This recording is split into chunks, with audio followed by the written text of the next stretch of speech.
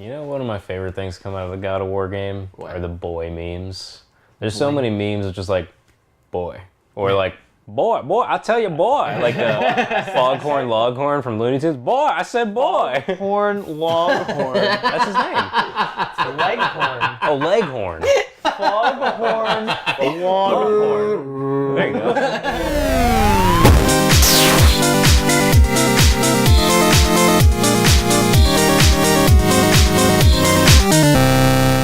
To another episode of Multiplayer. Yo.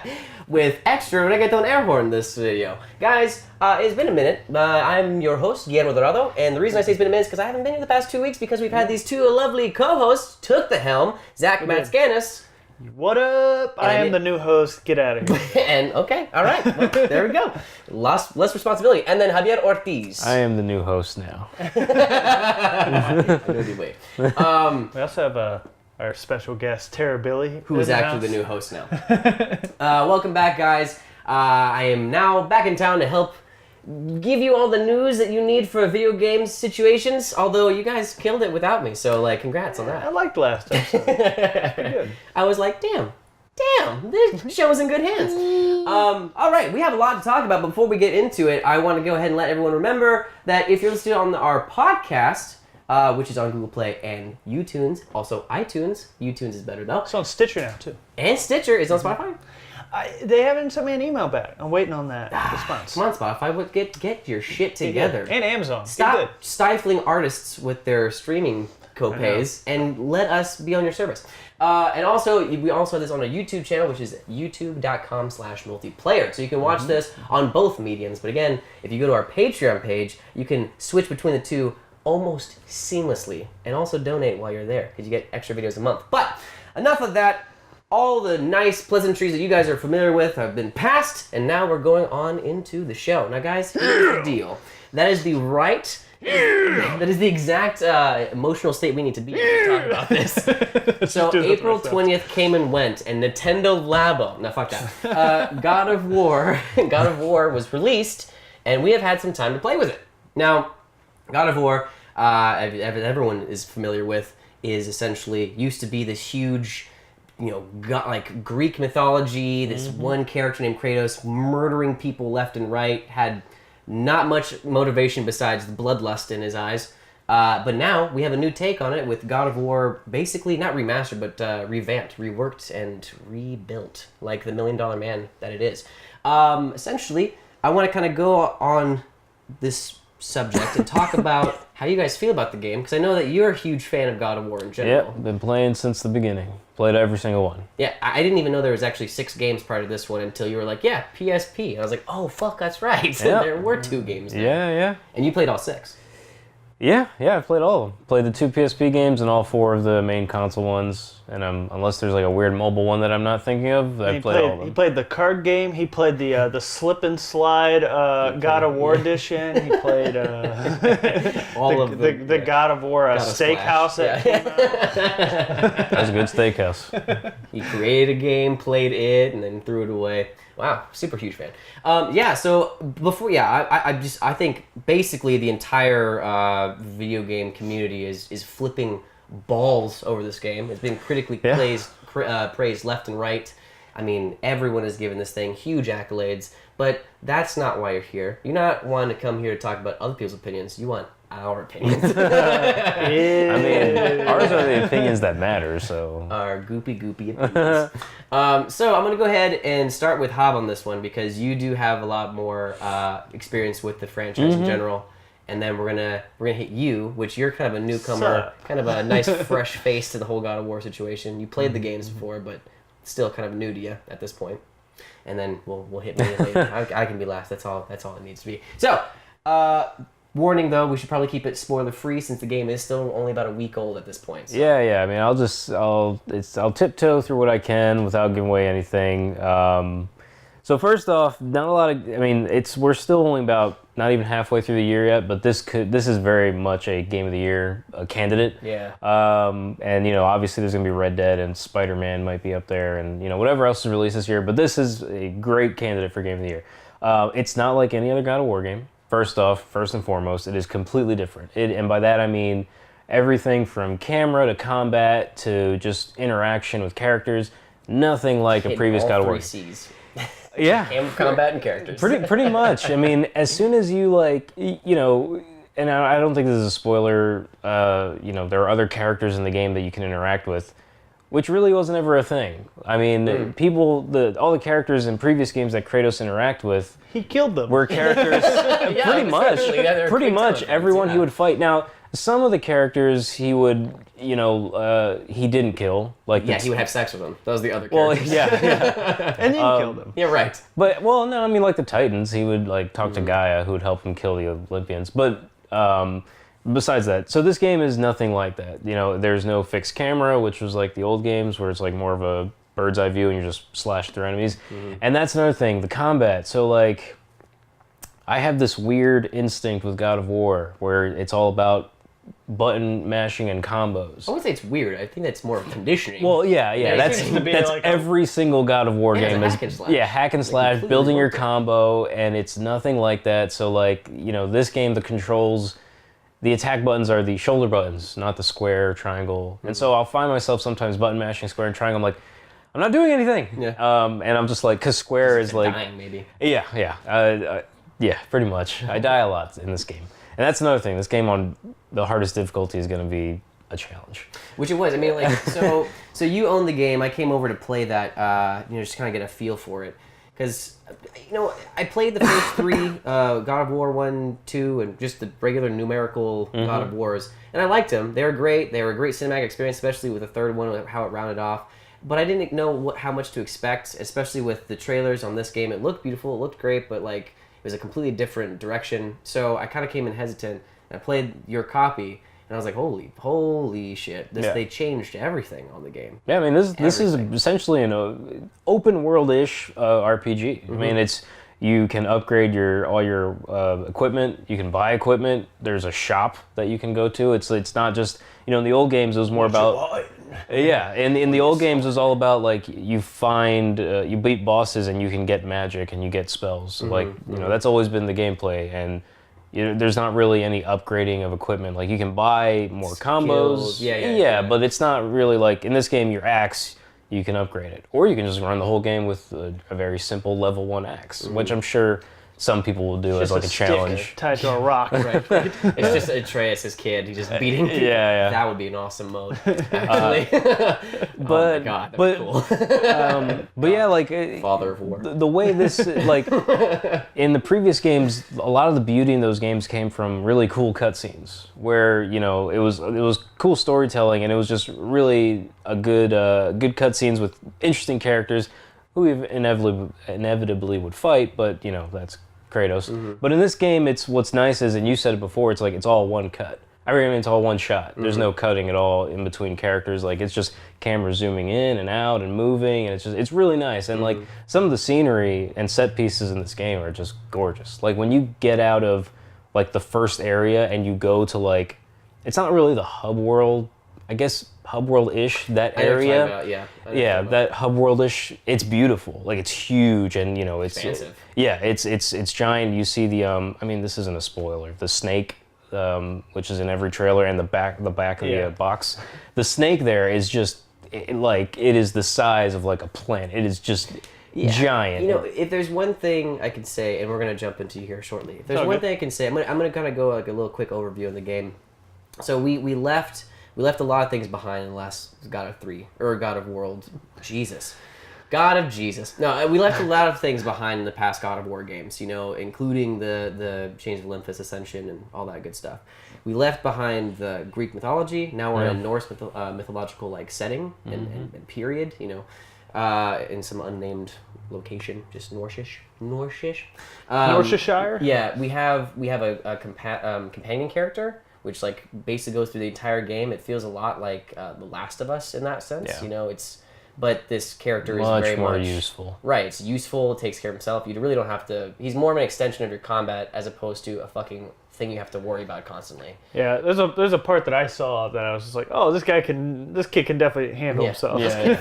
Well, but he can get hurt. there are moments where you might have to save him if you're just totally ignoring him. Like he can get like bad guys will just jump on him, start beating the shit out of him. Yeah, and you're like, You must learn, boy. Yeah. Boy, you must learn pain. How me to beat me up? Nope. Figure it out. boy. Must use your anger, temper it. he's like, he's like getting fucking terrible. Anyways, we left that behind. We left behind Kratos being more of just this one-note angry character, and we came into this much more fleshed out and emotional withholding character, which gives him some kind of flaws, and now he's a father, which also ties into that as well. And everything becomes much more three-dimensional coming from that space. From the Well, character he's older. out. He's older now. Right. He's got more perspective. He's a dad, obviously, and a lot of it is trying to come to terms with like how to be a father. Yeah. It's something he doesn't know. He's never done that. I mean, his father he killed because he was Zeus. So like, I'm just kidding. Yeah, man, it's a lot. I mean, if you play any of the previous God of War games, Zeus was a god? Jeez, thanks a lot. Spoilers much?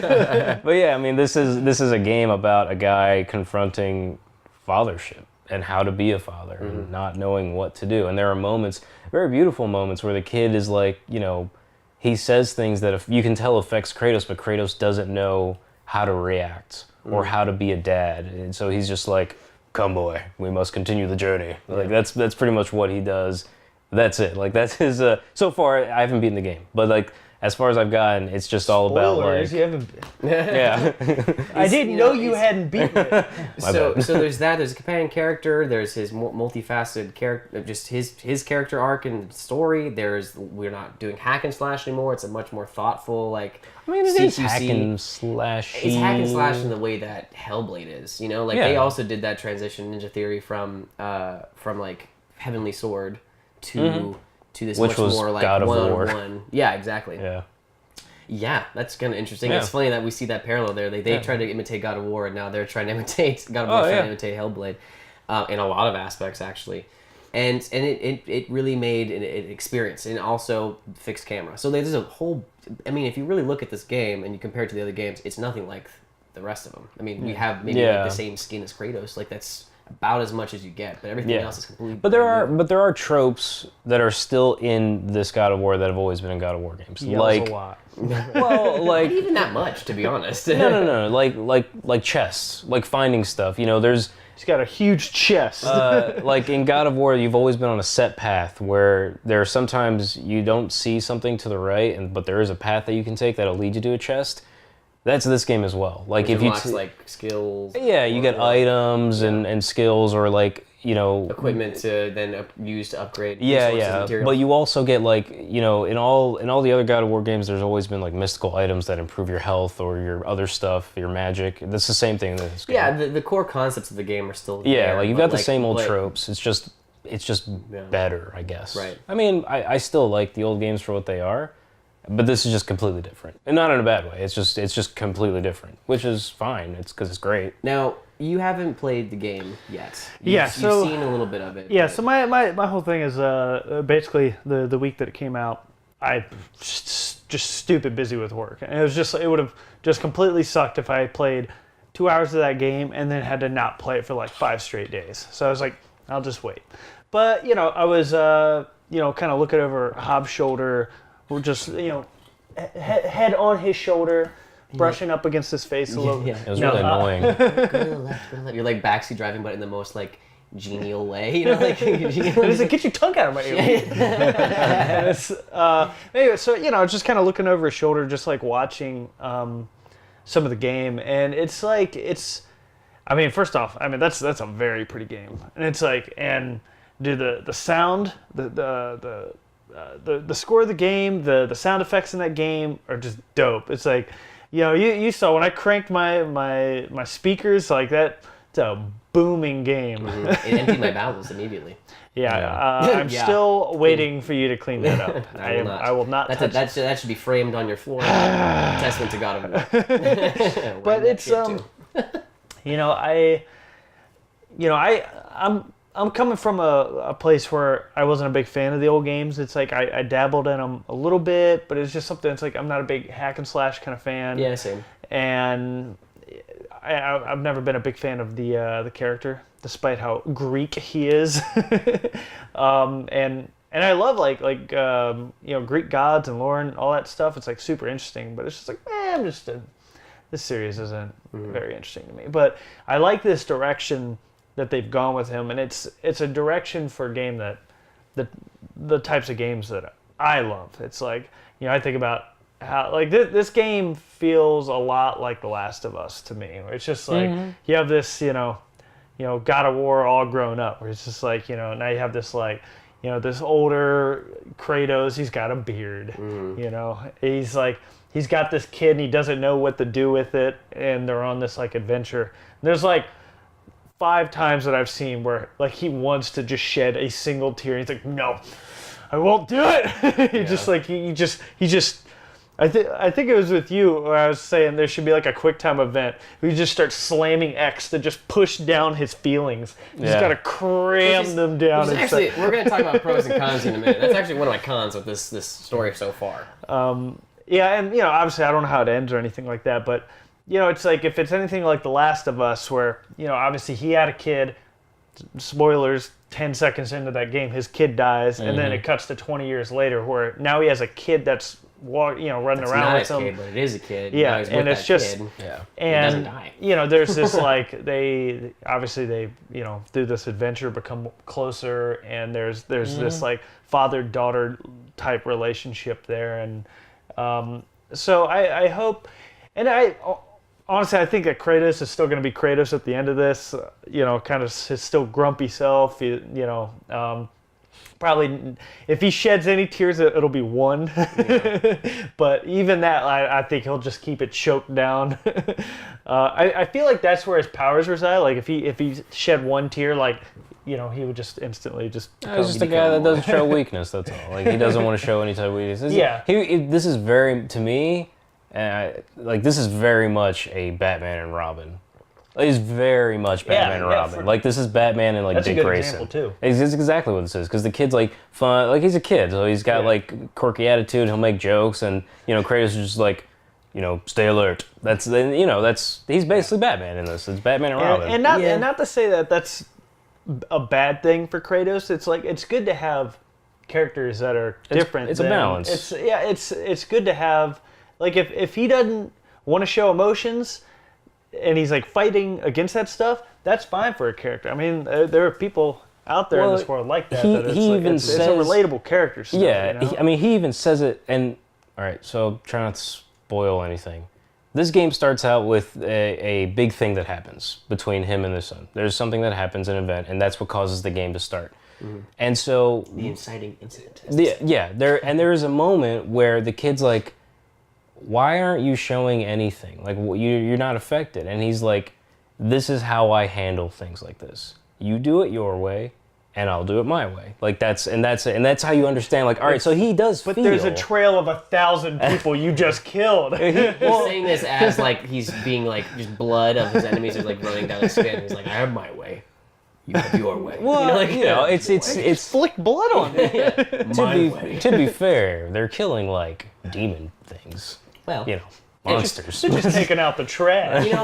So I think it's time now to talk about like so we've gushed a little bit. We've given our impressions. I think there are a lot of cons that to me a lot of people are refusing to kind of to see or to look at. Yeah, because it's like such a change for God of War that's actually kind of distracting to all of its cons in a way. Because this is such a huge.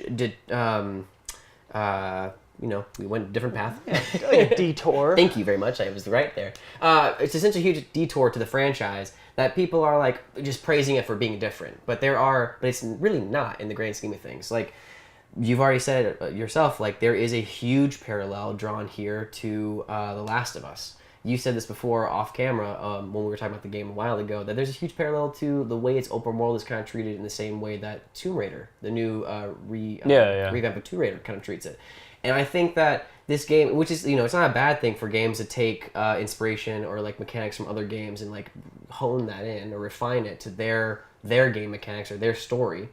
But it seems like the God of War franchise after Ascension, which was, I believe, their last console game on the PS3, last console game generally for the entire franchise, that was its basically like it was on its verge of dying out. The franchise, everyone was kind of saying, like, if it doesn't change, we're treading the same water, and we're probably not going to see Kratos again. And there was rumored that Sony didn't even want to put money towards this remake, or not remake, but what is the word? A reboot. Reboot, Yeah. thank you, reboot.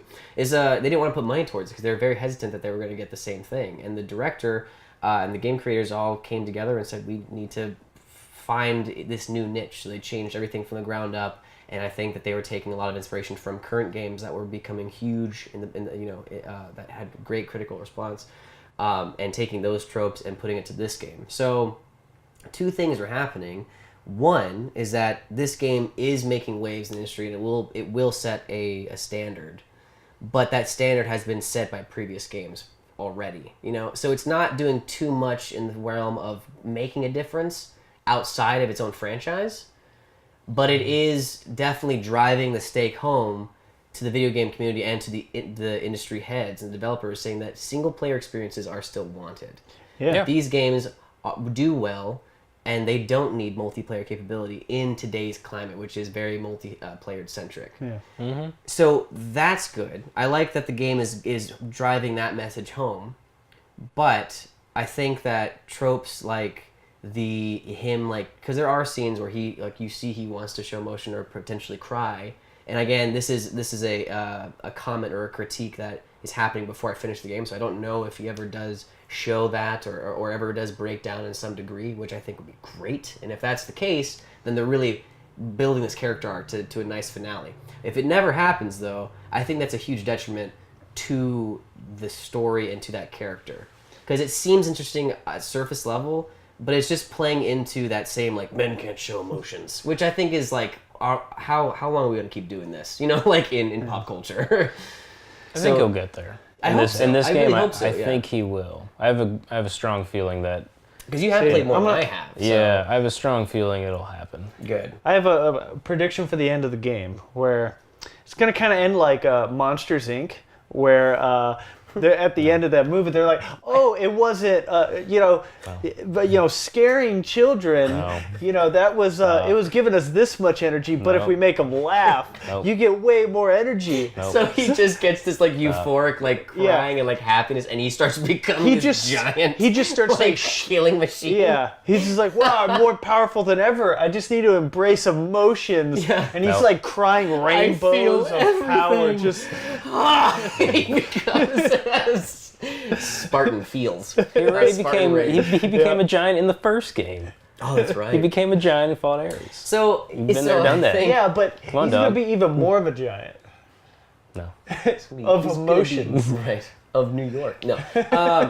So I think that there are those pros are it's beautiful, the sound is great, the sound direction, sound design, the score is all fantastic. It looks, I think it's one of the best looking games on the PS4 and PS4 Pro, period, right pretty now. game. That's a great looking game, yeah. And the story is well thought out, and I think it's meeting the standard of what single player games are giving. Things like that are coming out of Naughty Dog or other reputable people, mainly Naughty Dog. Oh, remember that's Sony's thing. Like Sony straight up says, like, we are not ever going to give up the single player narrative experience. Like that's why you get a PS4, because all their exclusives are amazing story driven, games that everyone wants to play. It's like seeing a great movie, except you can only see that movie on a PS4. But and the crazy thing about that too is all the companies within Sony that are making these, they can go toe to toe with each other too. It's like, dude, Santa Monica Studios just came out swinging, and it's like, all right, bring it, Naughty Dog. Yeah, I mean, it's true. I mean, well, and remember, like, and this is going off a little bit what you said earlier about, like, reinventing and rebooting and stuff.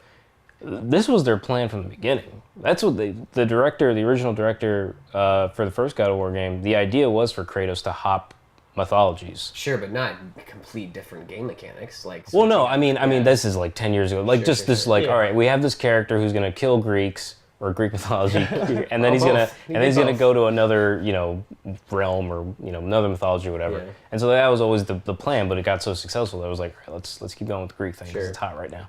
Yeah, and I think Greeks that's are always gonna that's definitely gonna help them keep this franchise alive, which I think that it should, because it has a lot of potentiality to experience some really cool gameplay moments in these different mythologies. Because a lot of people don't, now Norse mythology is super popular, with things like Thor, things like Hellblade, Neil Gaiman just came out with a book recently of a reimagining of all the Norse myths. All of pop culture is kind of diving into this pretty hard. So I'm glad that God of War is doing it well and doing it in a different, more elaborative aspect of it, or elaborating further on the myth. So if they keep going, it's just only going to give us great stories and more, I guess, quasi-education on those mythologies in general, which I love. I love that. That's fantastic, and these worlds should be explored anyways. Why not? Yeah. But I feel like besides the one camera direction, like the no cutting kind of Birdman take to the camera direction of this game is fantastic, and that has never been done in a video Insanely game. impressive. It's very impressive. I think that's the number one thing this game should be praised for, as opposed to that and reimagining its own franchise, but like introducing things like a companion character, which is also a child. My sickness is slowly coming through. Things like that I don't think are necessarily justified, Yeah. But the things like the camera direction and its own reimagining within its franchise are definitely huge pluses. Sound design is and of course the sound design is huge. So I've got my cons are less about the overall feel about it, but more technical stuff. I'm not a real big fan of the map in that game. I think it's kind of weird. It's like off. It's got a weird angle. Not a big fan of that. You mean like the actual the map, like when you press the menu? Yeah. A lot The of people actual seem to map have in that game complaints is kind of about the weird. map. It looks cool, but it's just a weird angle and it's hard to Well, I kind it's of just like weird it because looking. it's more of like a cartography kind of like you don't get to zoom in and look at the different routes that you can take. So it's basically you're looking at a fucking atlas. You have to go and explore Yeah. those places. Kratos is like, hey, go, let me zoom in. He just moves his face closer to and the map. you see the other side, and you can see the impression of his face come through the paper. Yeah. Well, This isn't helping, boy. that's the reason why I don't not like a it. real map. You can't see paths and stuff. It's very I like that. That's I don't. It's kind of Well, if you go I know you haven't played Witcher 3, but one of the qualms that a lot of people have with Witcher 3, and it's definitely you can fix it, but when you have the map on and it has the little yellow line of where you need to go to get to your next objective, you stop looking at the world that these people have created so hard. That's a problem with worked hard to create. sandbox games like GTA and stuff. You're just looking at the tiny little map in the corner. Right. Well, God of I mean- War, I've never had to feel that way. I mean, I've never I don't when I play this game I don't look at the map I don't pull it up to be all right, I need to get here. Usually because a lot of these games you set up markers and then you've got your HUD that just tells you where to go. And that's how I do it. I just I like to see how far away I am. It's just kind of weird. But it's not really a big deal for me. The other thing about this game that it's not really the game's fault, but you can get different powers and magic and stuff in that game and different attacks, but you can only use a certain amount at a time. That's just how it's made. So you can switch powers and stuff with your axe or magic, whatever. I don't really switch them that much. I set my I've got 2 powers I really like, and I don't really feel like changing them. Yeah, because same way. you can upgrade all your stuff, including your attacks, including your match. You can upgrade everything and make them more powerful, and you can switch them out and stuff. But I don't ever feel the need to switch. It becomes a little cumbersome too. It becomes so much variety that it kind of works against itself. Right, and that's so that games like the previous Tomb Raider was a lot like that, where there's just so much that you can get and collect and stuff, and it's just all right, I don't need this much. Yeah, sometimes those types of games, it's a little much as far as the things you can pick and choose and stuff. It's for min-maxers it's- who want to get the most out of their character, Yeah. and get the most powerful. It's good for replaying the game and trying different abilities and stuff. But And I realize I die a lot in this game because I forget to upgrade and I forget to add a bunch of stuff because it's not like the game's saying, hey, switch your stuff so you can get better, you can get stronger stats and stuff, because I'm not used to that in a God of War game. Right. So I just realized last night I was playing and I realized my stuff was still at I had a few of my items were still at level 1. And I can go up to level 4 right now, and I have so much XP and silver that I can upgrade everything. I was oh, that's probably why I've been dying, because the enemies are getting stronger and I'm still at level 1. Yeah. So I just spent 20 minutes just upgrading a bunch of stuff, and it's it's just kind of a hassle and to remember oh, I can upgrade now, and I can upgrade my powers, and I can change out my powers to better ones. So it's just that, again, it's not the game's fault. It's I'm just not used to it. Sure. So it's it's just kind of a hassle to do all that and remember to do it. It's not your fault. Oh, I know it's not my fault. It's Corey Barlog's fault. It's not true. That's why he cried. So many options. So I think like moral of this is like God of War is a fantastic game. We're gonna definitely talk about it probably more, even if we haven't talked your ears off about it already. Once we beat it, once we finish and you actually get to play, when we all have like a really like well-rounded like opinion on the game now that we have seen everything, or at least the majority of the story. Yeah. We're gonna come back to it, but for now, definitely play that game. It's fantastic. It has its cons, but the pros heavily outweigh them. 101. Yeah, I mean, absolutely. it's getting like perfect scores across the board. Yeah, Like I said, it's game of the year. to stop being so narrow-minded and look at the larger scope of like the industry and what other PS4 games are out there, and just like then reassess the game adequately or appropriately. I Yeah. think, because it does deserve the praise, but maybe not like, oh, it's so different. It's like it's a lot of the same we've already seen, but they're doing it in their own way, Yeah. which is great. Yeah. But so we're gonna switch tracks to another game that is actually about to be coming out on the 18th. Detroit Become Human Yeah. finally got a demo, which released back on the 24th. So we all got a chance to play it actually before the show. Now this is David Cage's new game coming out very shortly on the PS4. You know, his past repertoire of games are Beyond Two Souls, Fahrenheit or Indigo Prophecy, depending on when you got it and where you bought it. And then you have Heavy Rain. Now these games are all very cinematic experiences where it's a choose your own adventure type thing, and it has multiple outcomes, and you could kill characters with your choices if you don't choose correctly, or if you go in there not having assessed the situation as much as you possibly can. Now this game, I think, goes way into that, because what we see here in the demo is actually what we saw on the E3 trailer in 2016, the reveal trailer, which is you're playing Connor, who is this android who is a hostage diffuser, or what's it? Negotiator? Negotiator, thank you. Yeah. Some people defuse bombs. Connor diffuses people. Situations. So he goes in on this crime scene where this other android, which in this futuristic, like 2038, I think is the year. Or 39. 39. Or something like that. Androids have become kind of like our servants in a more harmonious way, as opposed to like, we built you to serve kind of thing. So they kind of like have this relationship with the family and whatnot, and we start to see that this crime scene specifically, this household android has defected essentially from the family and killed the parents, or killed the father. Did he kill the mother? Did we see the mom?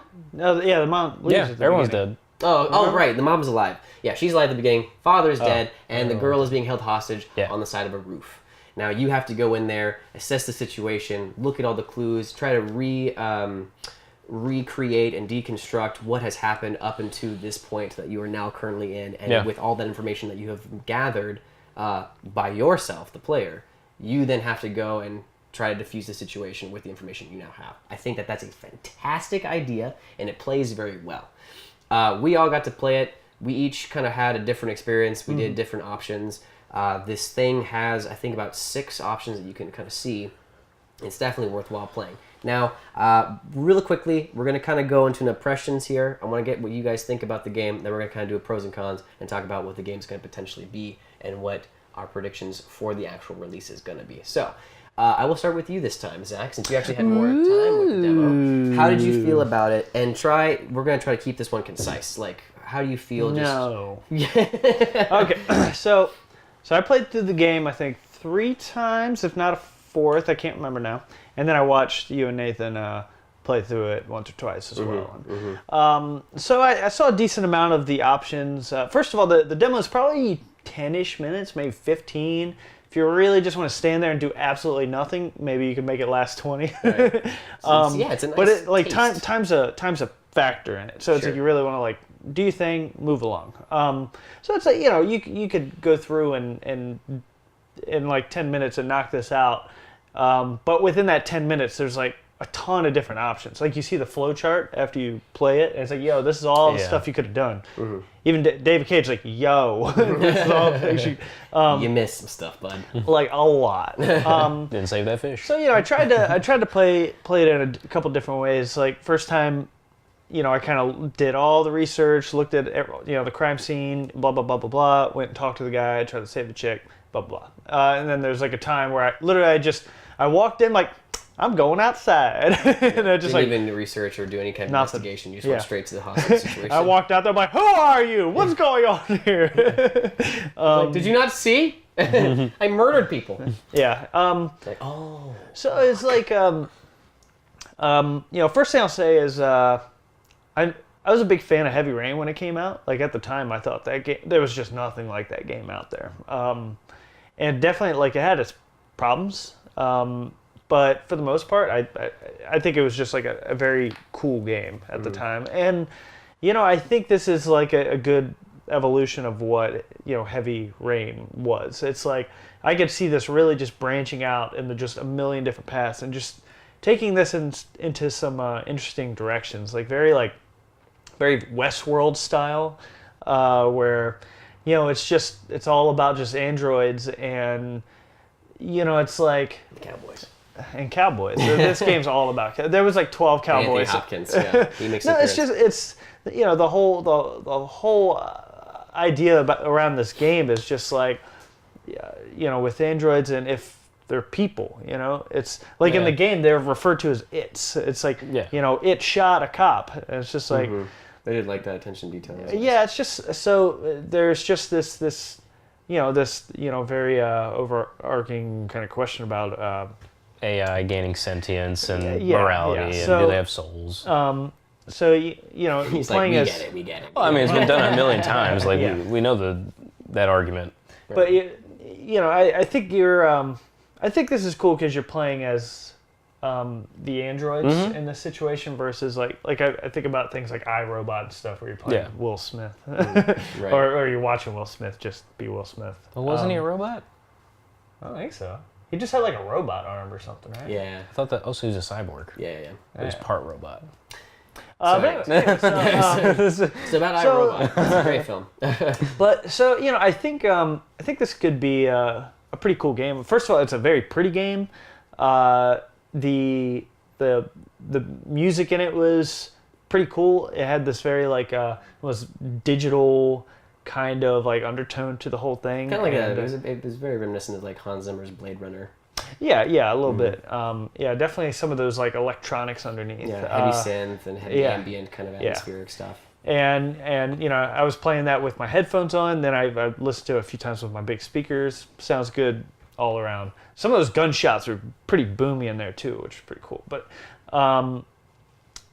the main voice acting in it I felt was pretty good for the most part. Some of the side characters, like there's one cop that if you happen to walk near him, he's like, don't stand near me.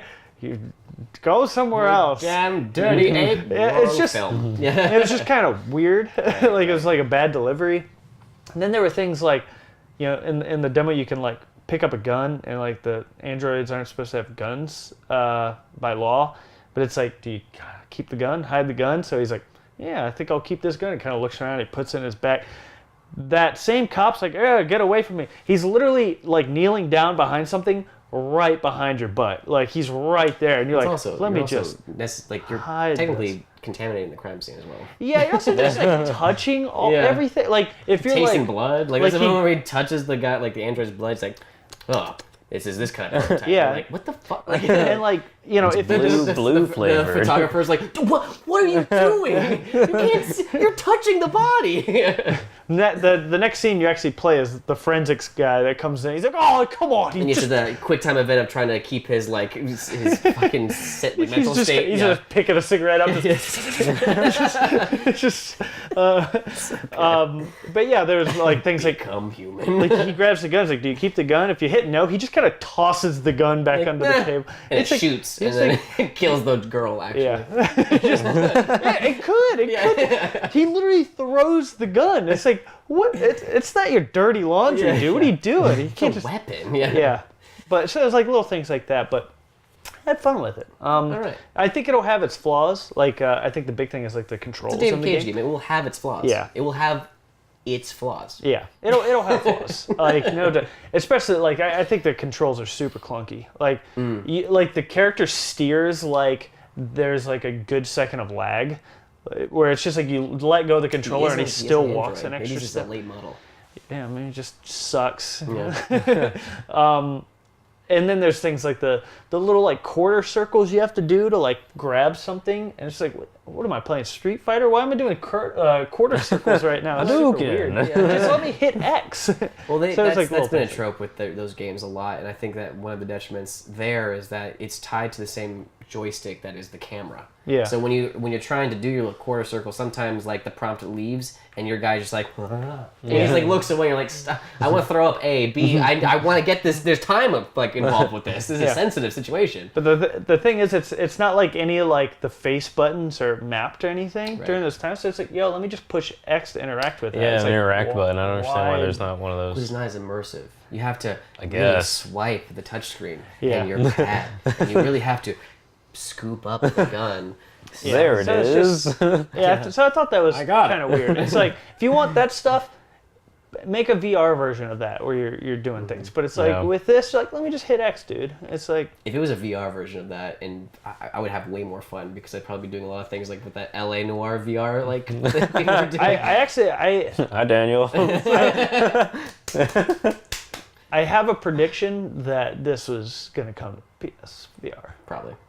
I could see why it would. But overall, yeah, it's good. It was Nice. good. I Your- can't wait to play it. Your impressions? So I can't imagine someone trying to like 100% this game. I mean, because I can imagine the millions of alternate endings to every single scenario that you encounter in this game are just, it just seems endless. David Cage himself, literally, like, he was asked the question, how many endings to the game is there? Yeah. And he said, I don't know. Yeah, I heard I that. think there's a number in an email somewhere, but I don't know how Yeah. many endings. So it's like, you wrote the game. Yeah, there's It's funny because as he was saying that, he was rubbing his nipples in ecstasy. yeah. many endings. So that's gonna be just a challenge when that comes out. But no, it seems fine. I mean, it seems like very much like a script-driven, story-driven, narrative, intense-driven type of game, which I'm okay with. I've never been a huge fan of just like the walking sim of just talking and a talking sim, if you will. But it seems okay. One thing I thought was kind of interesting, the whole crime scenario or crime scene mechanic where you can like fast forward and rewind.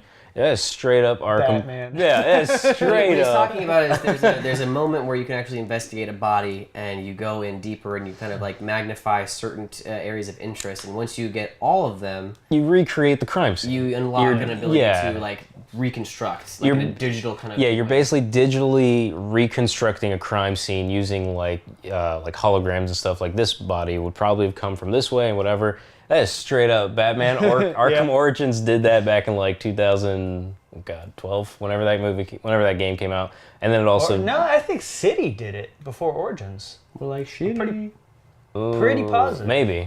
Either way, Pretty positive. either way, the Arkham games. Because I remember it. No, no, no. remember it No. before Alright, Arkham guys, Knight. let's go. No, Arkham Origins did the rewind, fast forward first. I promise you. Trust me. I'm It's a right. bonus round. Gonna go through all the Look it up. I'm right.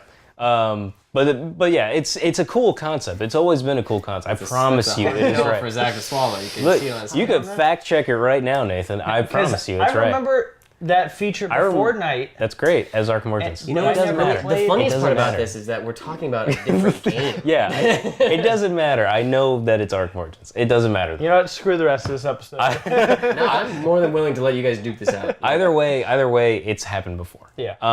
Which is fine because it's always been a cool concept. I mean, like recreating crime scenes is always kind of cool because it's like connecting the dots and you feel like a real detective, and Like it's Sherlock Holmes. or Batman. I think I've seen Sherlock Holmes like get all Digitally reconstruct. All right, time to rewind time.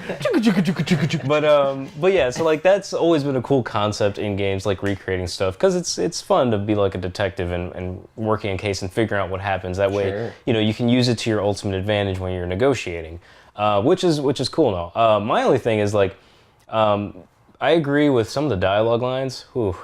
Yeah, they maybe need a couple of retakes. Right. Like that was a big thing. I think the main people are. I thought the main guy sounded okay, but again, like we were saying before we started shooting, I can understand why. Like I can't imagine the voice recording sessions for this game because like you're basically given like a phone book of dialogue and you're just like, all right, go. And so it's like it's but, a lot. How much leeway are we going to give David Cage, who's done 3 other games in the same same structure. Also, it's like you have a huge team and a huge budget behind you and a huge company. Sony is like has pumped in a lot of money into this game, so there's no room for excuses. Like you don't go to. I mean, it's. I truly don't believe that. I truly believe that if you have all the resources and money, you should make a game that is representative of how much has been put into it. And if you're having because what is he trying to make overall is an immersive experience. To the point where it's a little bit of a detriment. He's making an immersive experience by using the quarter circles, but it's tied to the camera. So it's like, okay, now I'm dragged out of that. He's an immersive experience that's very dialogue, narrative, story driven.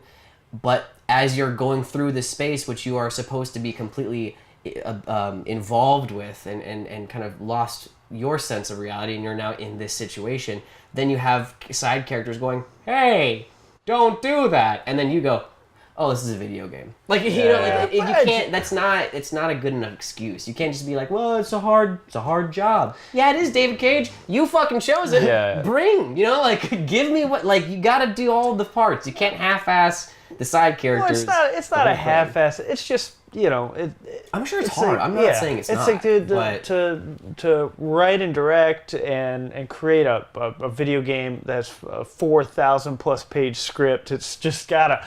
I would hate to even imagine. You have script supervisors and you have all these other guys. I'm sure there's like 90 script supervisors better. crying in a corner. my biggest thing about this game and a lot of this kind of theme of where we're going with AI and sentience and all that stuff is I just wonder if they're gonna dive into the creating of the androids, like how they're made and stuff, because it all. I think they will. Yeah, I think so too, because it goes against Asimov's laws of robotics, and so it's do these things have a failsafe? Do they, because literally the demo is that android's got a child in his arms with a gun to her head, so it's all right. Shouldn't there be some type of failsafe in all these androids? I think there is, but now there's something that's corrupt. Right, and so that's what I'm curious to see how they're going to explain that. One of the things, though, I think is notable in this demo is that it is the same scenario that we saw in 2016, the trailer. Mm-hmm. And we basically are playing out all of the little... Because that trailer, the way it was structured was that it showed you one through line, then it rewound, and it showed him picking up certain objects and interacting with other things and doing it again, and then there's a different ending, and then it rewound again, and it said you can change.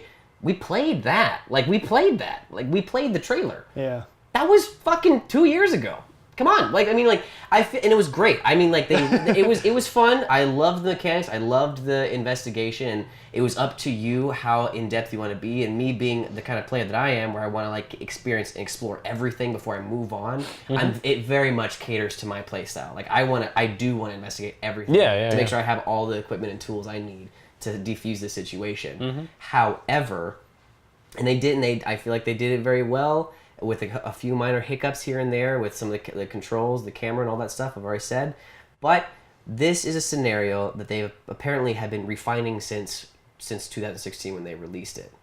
What does that say about the rest of the game? If they're not confident enough to show us something new, and it could be a matter of we don't want to destroy, show you too much of the story. We want to keep you really in the dark. I understand that. But yeah, I feel like that's because that's literally the very first scene in the game. Mm-hmm. So it's I think they just want to leave you right there so as to not spoil. Obviously, there's been tons of trailers and that show other different gameplay things, and because he plays other characters. It's just they wanted to give you a taste of the very beginning of the game. I hope so. I really hope so, because if that is their best part of the game.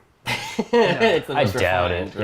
Yeah, I doubt it. Well, you guys know me. I'm very skeptical when it comes to David Cage. Yeah, you have this thing for You David released the Cage Rage. and Ubisoft. Because they have both done me massive wrongs. They have wronged me and my family. Oh God. What? Okay, so what if Ubisoft they developed and published A David Cage game. Mario everybody game. has gone to the Rapture 2 with David Cage directing it. You know, it's funny that you mentioned that because there's actually talks of a new Mad Max coming out, and that's actually how the world ends. That's how they get to the Mad Maxian future. Is At that least in your Ubisoft in Guillermo fucking, world. What is that game company, that Playroom? Is that what the people who do everyone's gone to the Rapture, made by David Cage? It's oh my god. But Ubisoft made a Mario game. Rage I start to feel. I get it. God of War. It makes a lot of sense. What?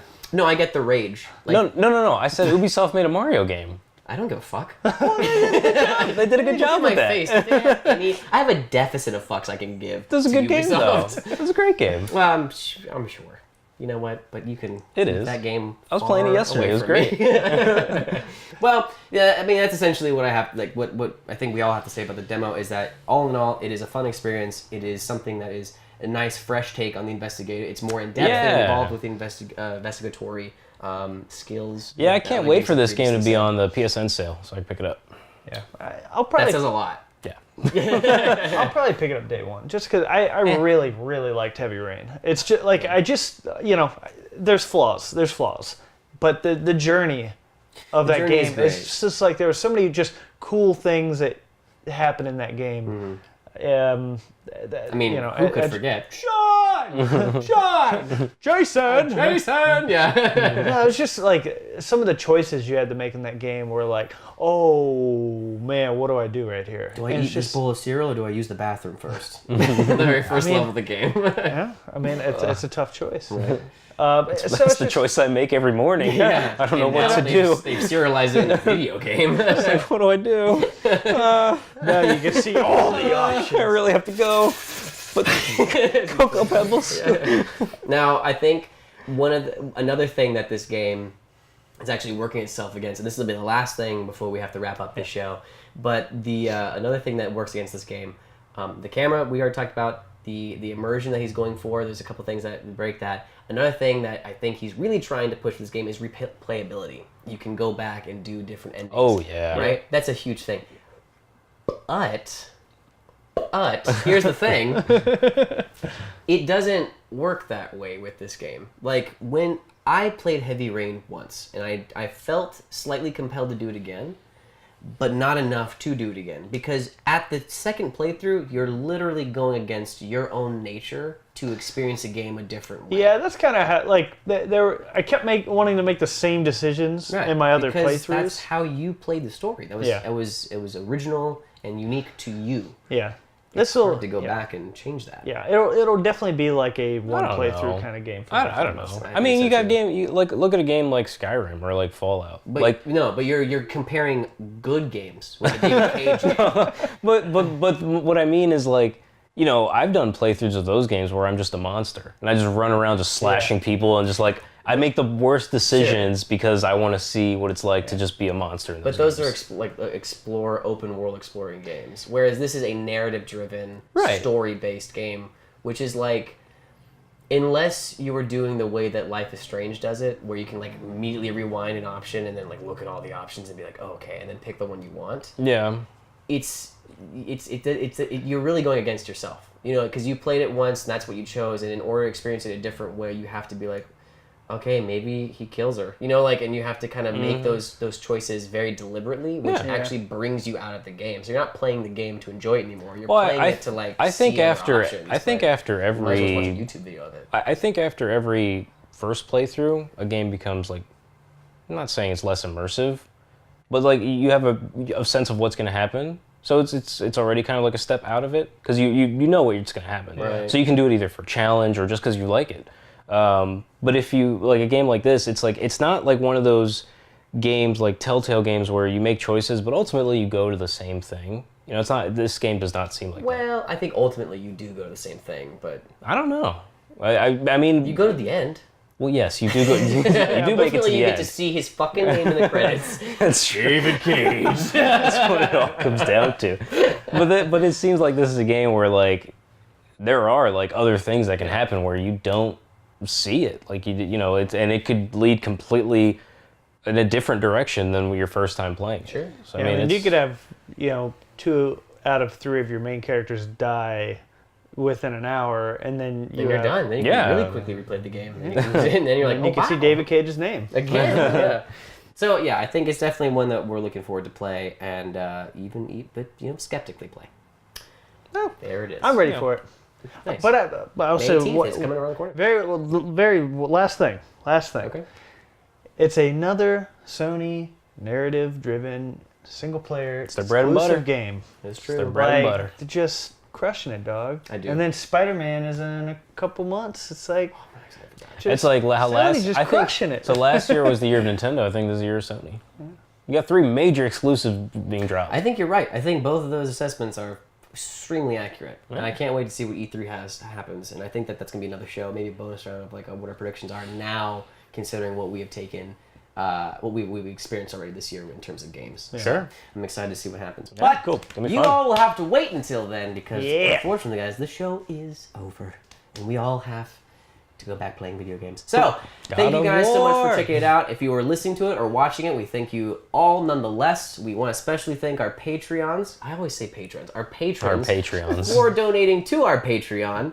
And also a special thanks to DJ CUTMAN for the chiptune music at the beginning and end of this video. Now, if you want to get more behind the scenes stuff, you can go to our Instagram and our Twitter and see a whole bunch of other slew of things, all goodies and stuff talking about the things you love, which is video games. And that is at Go Multiplayer, both on Instagram and Twitter. You can also follow us on our personal Instagram and Twitter pages. Mine specifically is at Guillermo_Dorado for Instagram, and for Twitter, it's at Mas Dorado.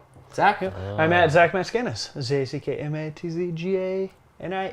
Boom, boom, boom, boom, boom, boom, boom. And huh? And I'm at Instagram, I'm at Jumpman_Ortiz, and then Twitter, I'm at MultiplayerHav. Yeah, because we like to make it real confusing for you guys and give you Yeah. different handles and stuff. We also have Keep it simple. our resident PC and British gamer, Hi, Nathan. Redfern. Emphasis on the He is British. on Twitter as MultiplayerNath.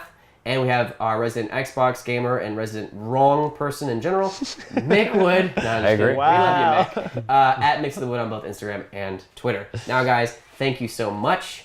We will see you again at the respawn. So keep on grinding. Later. We love you, David Cage. We'd like to give a big ol' special thank you to Jaden Lawrence, Arturo Madeira, and Murcha Dan Krolpatariu.